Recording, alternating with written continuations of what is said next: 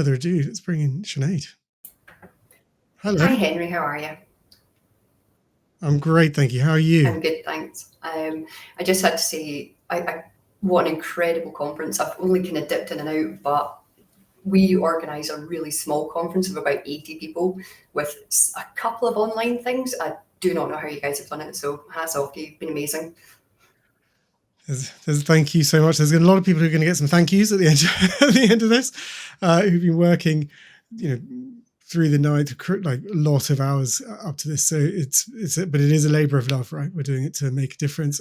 Everyone who's speaking, yourself including, get absolutely zero fees. Like you're also doing it for love and wanting to change the world, and it's hugely appreciated. We're all doing this together.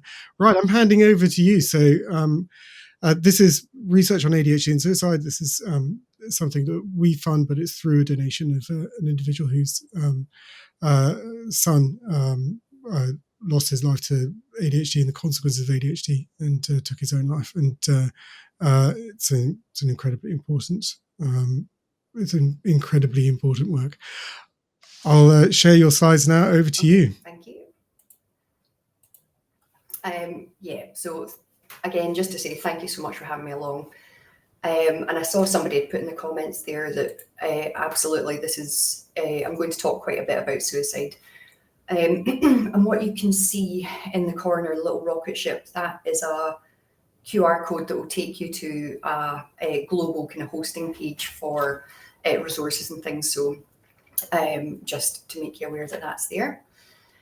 Okie doke. So my name's Seonaid. I'm a researcher at the Suicidal Behaviour Research Lab at Glasgow. And as Henry said, we have been doing this work with ADHD and funded by Jane Roberts, looking at trying to understand the relationship between ADHD, mental health, and suicide risk.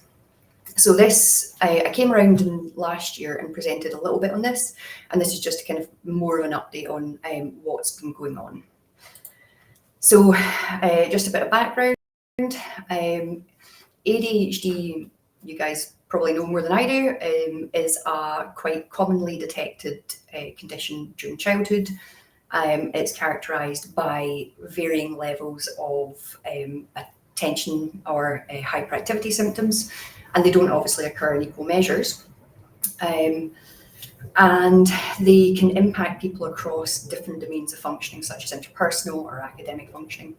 And very much, I was thinking of that there during the last presentation about, oh, sorry, I just saw that the video's over the QR code.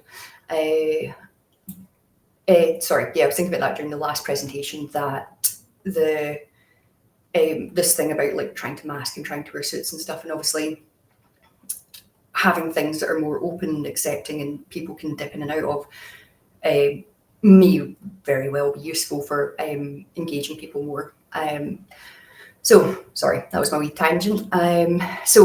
ADHD can impact across different domains. Obviously, the detection of ADHD in childhood, well, at all, is quite challenging because, as I say, not everybody presents with the same symptoms, and a lot of the detection is based on externalizing symptoms and hyperactivity. So my little graph, line graph to the side, just kind of emphasises that there has been an increase in detection of ADHD over the last few years, which could represent a change in kind of diagnostic procedures. Maybe people are becoming a bit more aware of how these things present and differences between genders. In fact, one study looked at ADHD in young people who had major depressive disorder. And what they actually found, this is between 2012 and 2014, what they saw was an increase of about 10% in diagnosis of ADHD for young people, young females, whereas there was a 10% decrease in diagnoses for young males during that time period as well.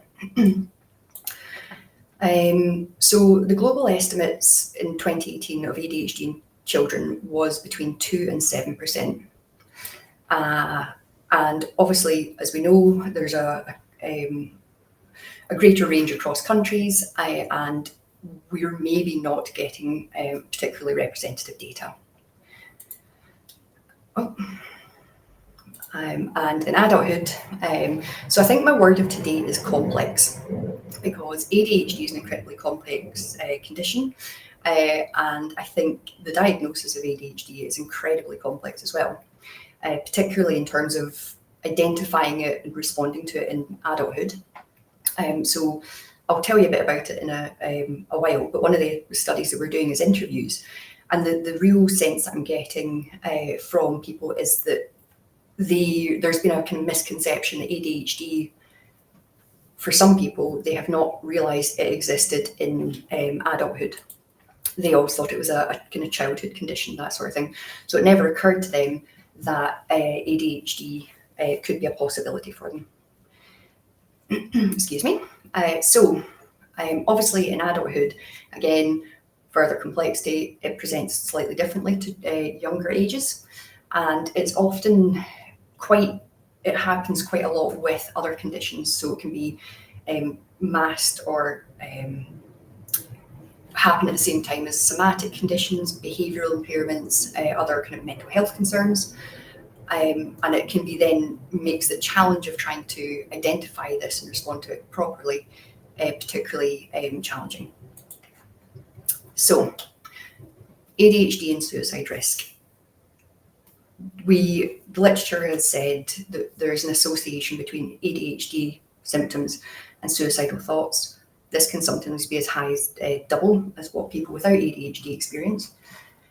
There can also be associations with suicide plans and suicide attempts. As I said about ADHD conditions that occur at the same time, there's a lot of research that suggests that ADHD occurs with conditions alongside, such as quite commonly depression, that sort of thing. And there's been some research conducted into how ADHD and the varying symptoms might present. So things like the risk associated with predominantly inattentive or predominantly hyperactivity, or the combined, and how this might interact to increase risk of suicide. But the thing is, we have a really large gap in most of our knowledge and our understanding of how ADHD might increase an individual's risk of suicide. And we don't so a lot of the research we do looks at trying to understand what factors increase individuals' risk and when, under what circumstances, because it's really important to highlight that the majority of people with ADHD will never be suicidal. And that's something that's really important for me just to point out about all the research I'm going to talk about. A lot of these are not prevalent studies, or they're not kind of general population. They're not representative of the wider ADHD. Research does often, and it's not to diminish any of the research, but it's just something to be aware of, that sometimes it's people choose to take part in research for other reasons and things. I'm eternally grateful for that. So just to kind of discuss a bit about the problem of suicide. So in 2019, around about 700,000 people died by suicide, and it's a global concern, as we know. And it affects all genders, all ages, and like I say, across the globe. So what this equates to is that round about every 1 in 100 deaths is from suicide, which means that more people die from suicide than HIV, malaria, breast cancer, war, or homicide. And again, just to highlight one of the gaps we have is we are not aware how many of those deaths involve people with ADHD. And suicide doesn't affect only the person who's experiencing the crisis. It also, for every one of the 703 adults that dies by deaths, the ripples are extensive. So it's potentially affecting 90 odd million because for every one person that dies by suicide, it's estimated that around about 20 people will attempt suicide as well. And that equates to about 1 every 40 seconds. And there's a gender imbalance or a gender paradox, sorry, I should say, in suicides, where women are more likely to make a suicide attempt, whereas the majority of suicide deaths are by men. And suicide is the leading cause of death for men aged 35 to 49, and for young women at the moment. And again, we're still not quite sure how many of the families of people with ADHD are affected by suicide. So it's just really to emphasise the global scale of the problem. And again, once again, suicide is also an incredibly complex situation. And the slide that you've got in front of you is the just got a bit wrong there. The slide that you've got in front of you there is the biopsychosocial model of suicide risk.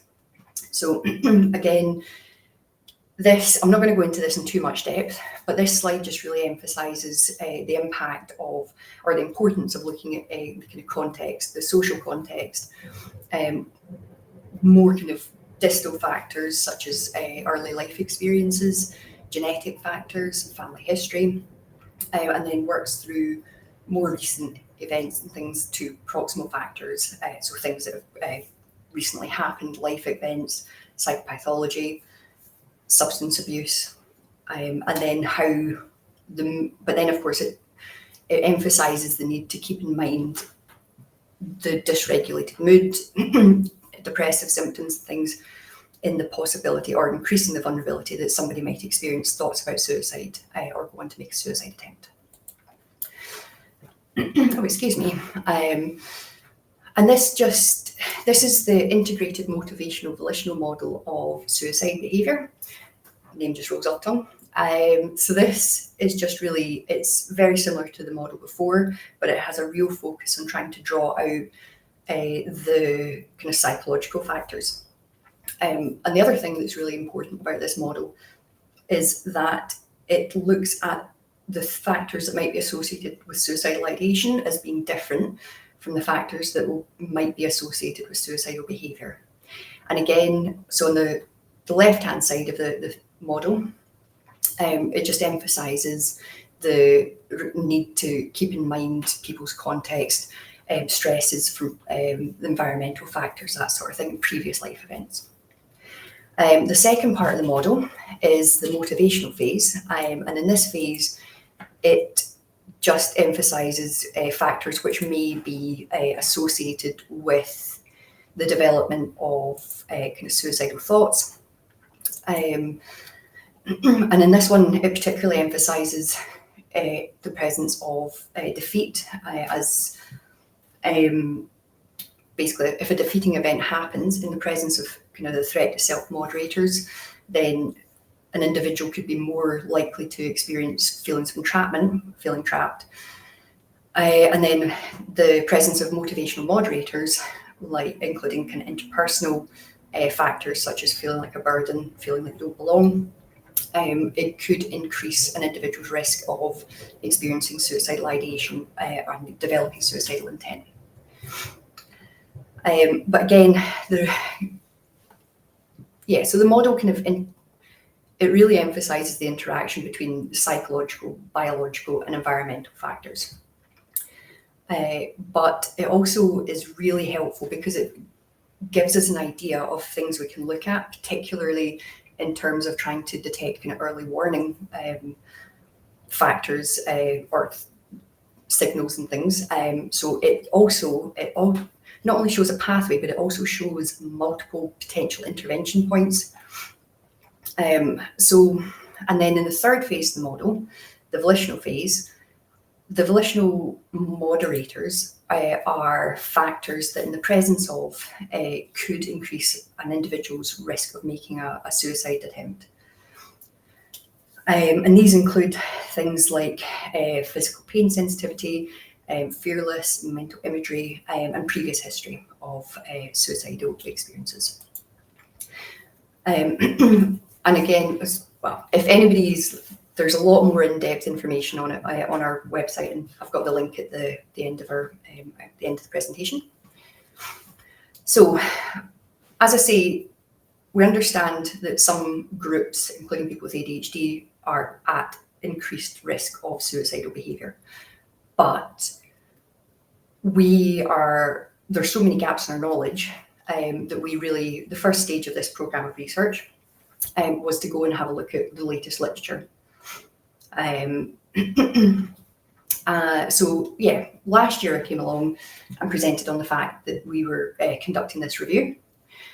So in phase 1, we carried out a literature search. The original plan had been to look at the last decade of research around ADHD and suicide risk. However, when we went and had a look, there were 3 reviews that were conducted, which took us up between 2018, and 2020. There were 3 reviews conducted looking at the association between suicidal thoughts and behaviours and ADHD. So, informed by the literature, the previous searches, we conducted a review to update this. So it spanned from 2020 to 2023. And we were looking for studies that reported on ADHD, either suicidal ideation, suicide plans, suicide attempts and deaths. And they had to look at the relationship between ADHD and the suicide-related outcome. So in that 3-year gap, there were 89 studies that were potentially eligible and 49 that fitted our criteria to include, which I think is a fantastic volume of research for 3 years. And this was obviously this was going on the criteria were quite fixed and things because it was extending the research from one of the other reviews. So it's quite a focused review. So we ended up including 49 studies, but there were 52 published articles that were relevant. However, 3 of them reported on used the same data sets. So we just focused on including ones that reported on that were unique studies. And so this is my little summary of the populations and the outcome measures that were included in these 49 studies. So as you can probably see, the research varied between populations. So it was reasonably balanced in that there was 25 with adult populations and 24 with young people. However, within that, they all focused on quite different outcomes. And they were also associated, they also looked at a variety of different populations. So within the suicidal thoughts and behaviours, although there's 10 and 18 papers that are included, these changed between focused populations such as military populations, forensic populations. A lot of them were in student populations, so it was incredibly varied, which means it was really difficult to synthesize this into something rather than me just describing, they said this. So essentially, what they found was that ADHD, in line with the previous research, was associated with higher risk of suicidal thoughts and behaviours when compared to control groups. And this was across all the populations. So again, it's ended up like this very succinct report of 50 odd pages. But I've just picked out some of the findings I found particularly relevant. So in line with previous literature, we found that people with ADHD were more likely to have other mental health concerns at the same time compared to control groups, or people without ADHD, sorry. And in the presence of other conditions, ADHD was associated with increased suicide risk. However, there was some research that found that when ADHD occurred by itself, without a kind of comorbid mental health condition, there was no increased risk of suicidal thoughts and behaviours when it was compared to other mental health diagnoses. So things like depression, bipolar disorder, that sort of thing. And there was one study that found when they controlled for, in people that had more than one condition, when they controlled for the other conditions individually, they found that ADHD did remain associated with suicidality, but that actually suggests that the comorbidity doesn't explain the entire relationship between ADHD and suicide risk.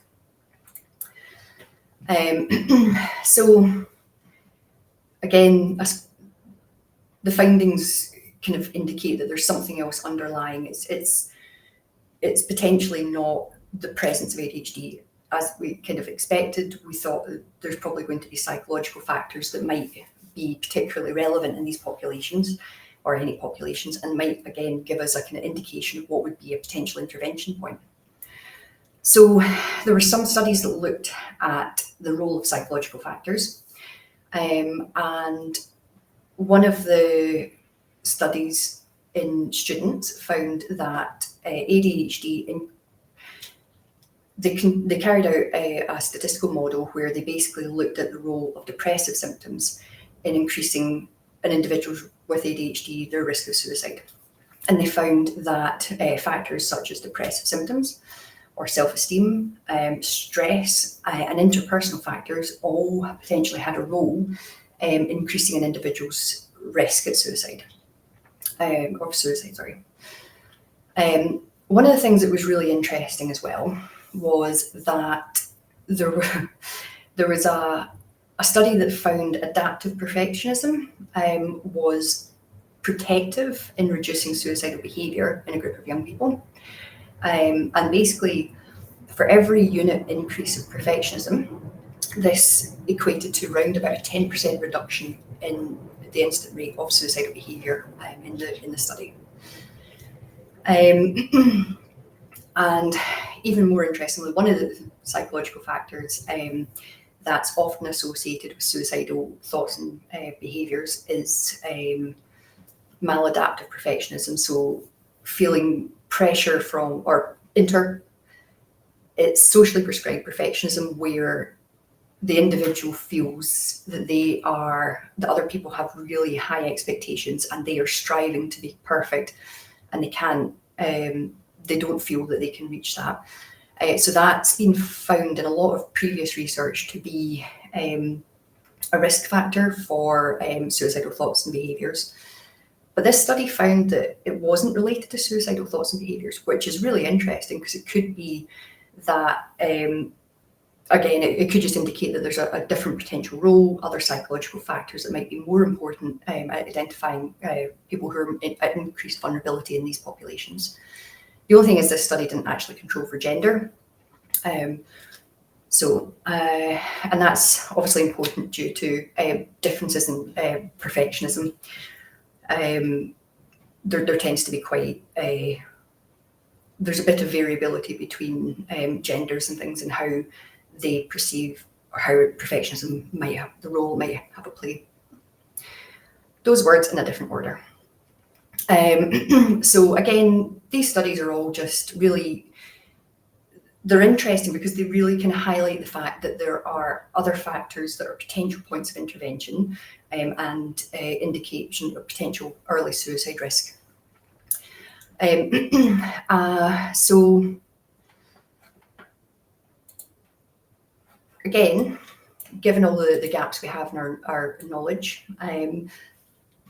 oh, excuse me.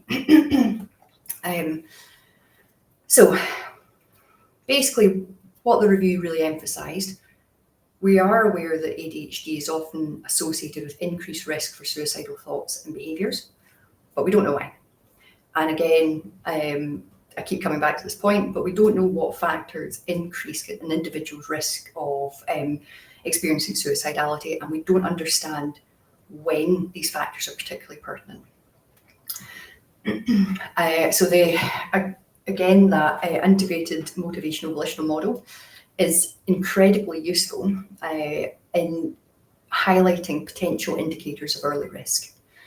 So the next part of our research was to look at what, if there's any factors from the model that might be particularly pertinent in helping us understand why some people with ADHD are at increased risk of suicide.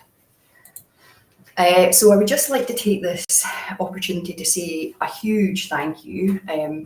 ADHD UK were very good for advertising our study.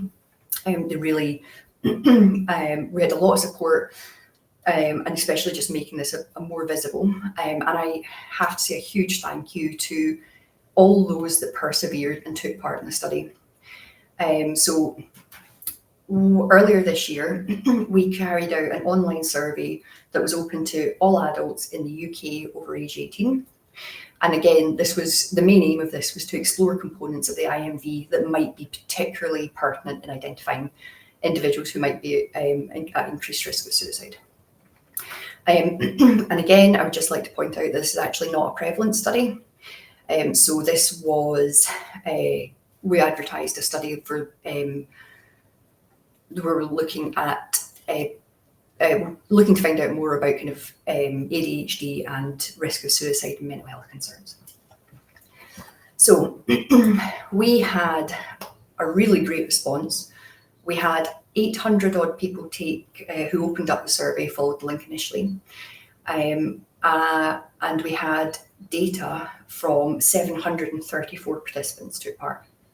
And obviously one of the amazing things is that we had 734 people take part. And especially academic surveys tend to be, even when we try to reduce the number of items that are in them, because there were so many things we wanted to include, so many factors we felt were really important, that it was, I think it took around 20 minutes. So I really appreciate everybody that persevered with it.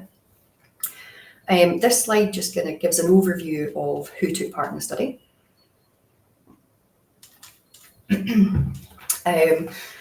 So we had adults from age 18 to 73 take part, and the majority of them were female.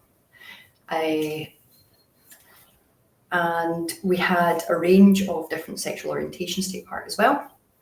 And then on the right-hand side of my screen, under the results section image, there's it just gives a breakdown of people that took part with ADHD. So we had 626 people who had experienced ADHD, and this was, we asked them, have you had experience of ADHD? Have you had a diagnosis of ADHD? And this is just that group all in. So regardless of whether they'd had a diagnosis or experienced it. So we had 626 people take part.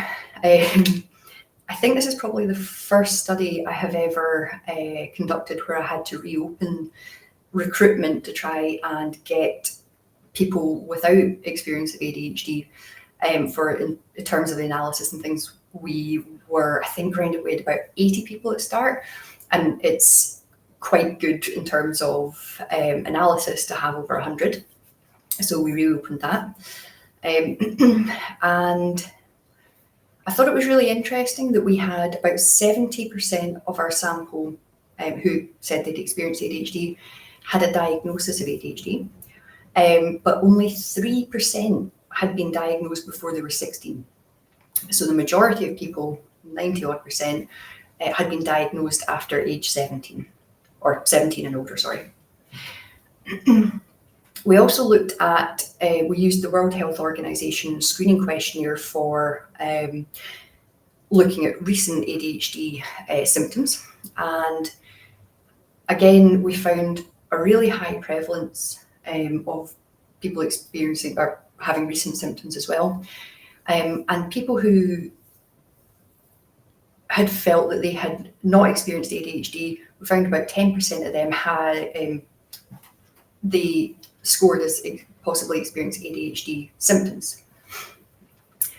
And in terms of suicide attempt and suicide history and things, so what we asked this is just reporting on, I do have a kind of scale measure of recent ideation as well, but we asked people if they had ever experienced, in their lifetime, had they experienced suicidal thoughts, had they made a suicide attempt.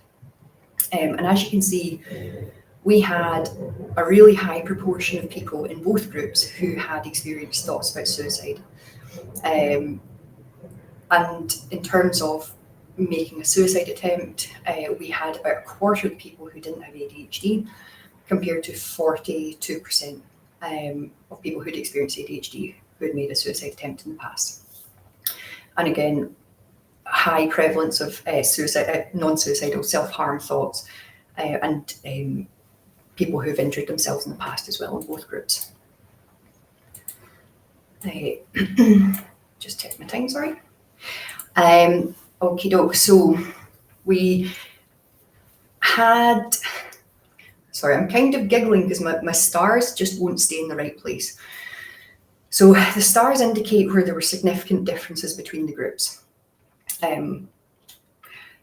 So this is looking at the sample overall. So this is differences between people who had experienced ADHD and had not experienced ADHD. Like I say, just on that kind of outcome measure of just asking people whether or not they'd experienced it. And people with ADHD in this study had higher levels of depressive symptoms, anxiety symptoms, defeat, entrapment.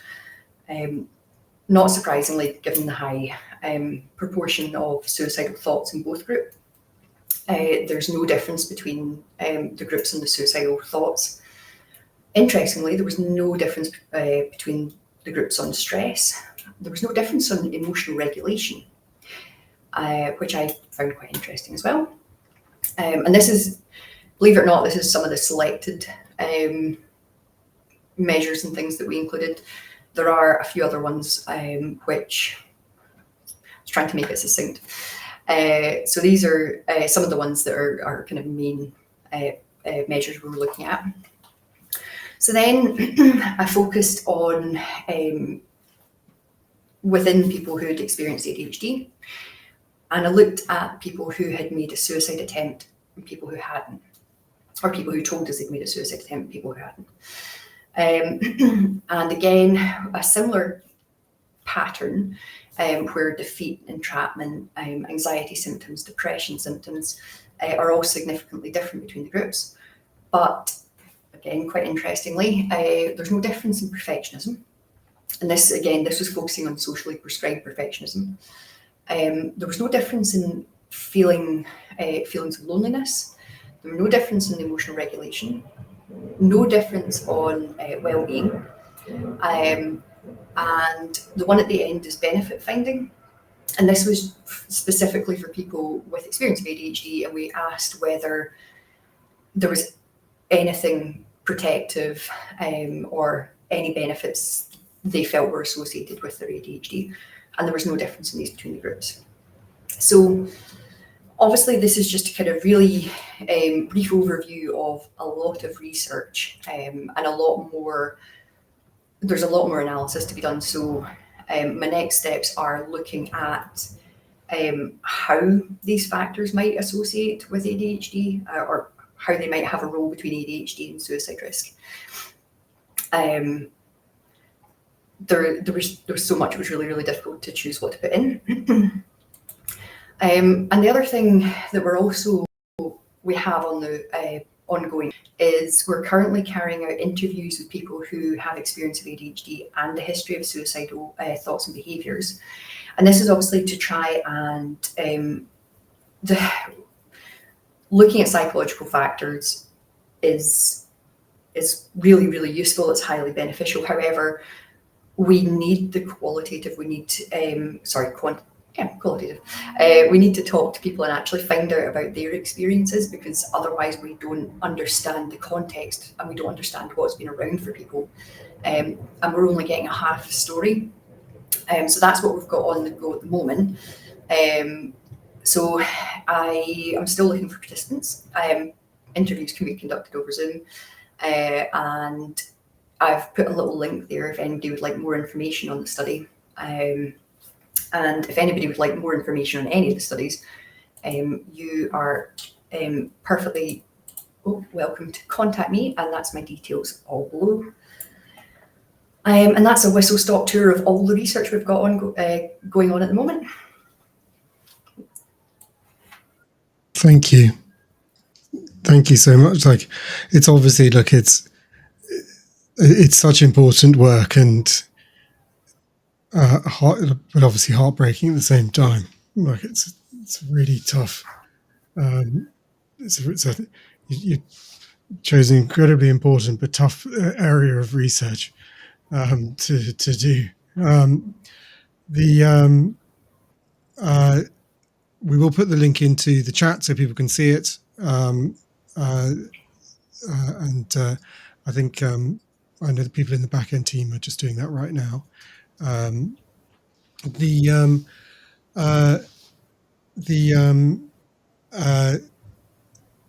Yeah, which I was just pausing whilst I pressed the button because I did. I've got the link, so I needed to send it to them.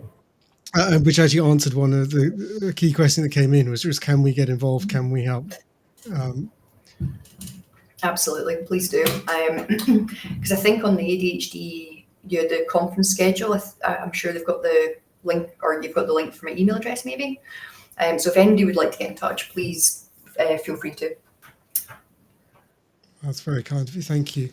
You've been amazing. Like, we've got to wrap up. We've got to wrap up this conference. We are in our, we're about to complete our 24 hours around the clock. We've circumnavigated the globe and had participants from around the globe and audience from around the globe. So look, we need to thank you for your work. Like, it's a big deal. You did it. I would like to do it as well. And to thank Jane Roberts, who is funding it in the name of her son Ben, and it's there's money which comes with serious weight, and that's definitely some of it. Like, all donations to charity carry weight, but some even more so when they're donated in the name of their child. It's a big deal. Right, I need to let you go, and possibly to drink a lot of water. For you struggling. So thank you very much. Thanks for all your doing. Thanks for having me, and well done.